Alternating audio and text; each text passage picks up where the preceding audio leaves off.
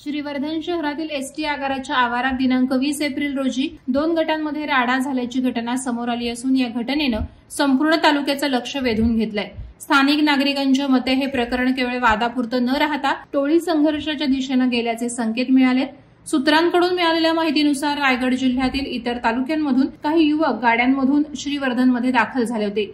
या गटांचा स्थानिक युवकांशी वाद उफाळून आल्यानं राडा निर्माण झाला।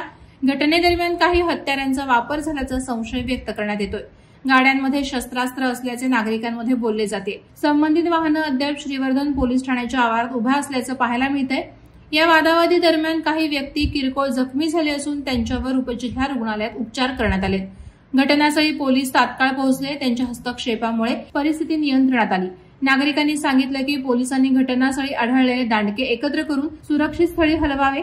या प्रकरणात दोन्ही गटांवर गुन्हा दाखल करण्यात आला। एका गटात मेटकर्णी येथील रोहित मोहिते, ओंकार गाडे, विकी चव्हाण, भीमराव मोहिते, राहुल मोहिते यांच्यासह इतर काही युवकांचा समावेश असून दुसऱ्या गटात निलेश चव्हाण, राहुल चांदोरकर, अक्षय चव्हाण, रामदास चव्हाण, रुपेश पवार, मयूर जाधव आणि इतर युवकांचा समावेश असल्याचं पोलीस सूत्रांनी सांगितलं। घटनेनंतर काही स्थानिक पत्रकार माहिती घेण्यासाठी पोलीस ठाण्यात गेले असता पोलिसांनी चौकशी पूर्ण झाल्यानंतर सर्व माहिती दिली जाईल असं सांगून संयम बाळगण्याचं आवाहन केलं। याबाबत अधिक तपास पोलीस करत आहेत। वादळवारा लाईव्हसाठी निकेश कोकचा, श्रीवर्धन।